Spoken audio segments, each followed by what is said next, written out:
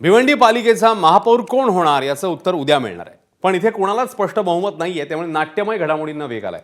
चंद्रपूर महापालिका निवडणुकीत काँग्रेसकडे सर्वाधिक नगरसेवक असतानाही ठाकरे सेनेला फोडून भाजपने सत्ता काबीज केली। आता अगदी अशीच परतफेड भिवंडीत करण्याच्या तयारीत काँग्रेस असल्याचं दिसतंय।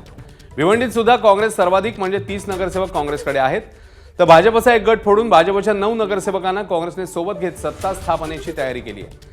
काँग्रेस प्रणित भिवंडी सेक्युलर फ्रंट सोबत भाजपच्या 9 नगरसेवकांचा फुटीर गट जातोय।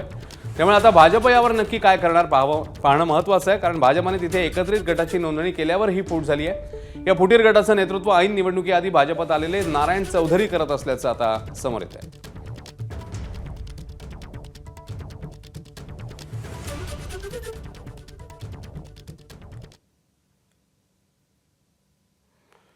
तर भिवंडीत सुरू असलेल्या चर्चांवर काँग्रेसचे प्रदेशाध्यक्ष हर्षवर्धन सपकाळ काय म्हणतात, त्यांनी काय प्रतिक्रिया दिली आहे बघूया।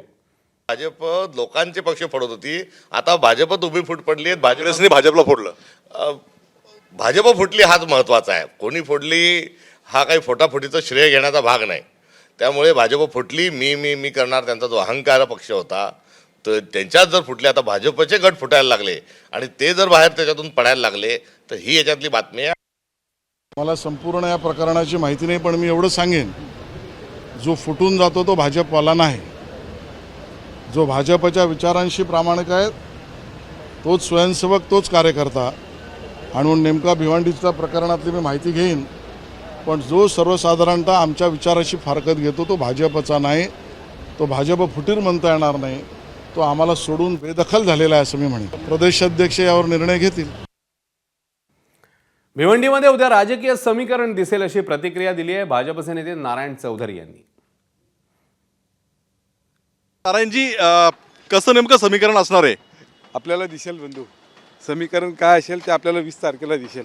किती नगरसेवक तुमच्यासोबत आहेत साहेब, आम्ही 20 तारखेला आपल्याला दिसेल ना। 9 आहेत की 12 आहेत? साहेब, आपल्याला 20 तारखेला समजेल। पण पक्षांतर बंदीचा कायदा लागू केल्यानंतर भाजप तुमचं नगरसेवक घालू शकते, वाटत नाही का? पक्षाचा जे असेल निर्णय ते आम्ही एक्सेप्ट करू। तर भिवंडीमध्ये शिवसेना सहकार्य करत नसल्याचा आरोप नारायण चौधरींनी केलाय। मात्र या आरोपांचं खंडन शिवसेनेचे गटनेते मनोज काटेकर यांनी केलं। भाजपमध्ये 2 गट पडल्यानं भाजपचा उमेदवार पळून गेला, त्याचं खापर आमच्यावर का फोडताय असा सवाल काटेकर यांनी केलाय।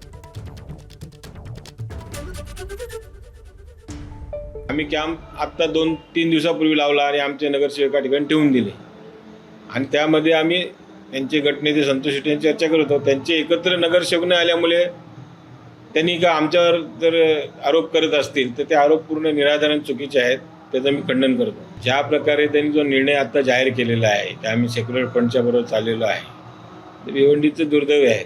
आणि शिवसेना पक्ष जो आहे तर ज्यांना शब्द दिला त्यांना शब्द पूर्ण करणार आतापर्यंत भिवंडी शहराचा इतिहास आहे। आणि अशा प्रकारचं जर महापौर पदाच्या उमेदवारच पळून जात असेल पक्षातून तर दुर्दैव आहे। एबीपी माझा, उघडा डोळे बघा नीट।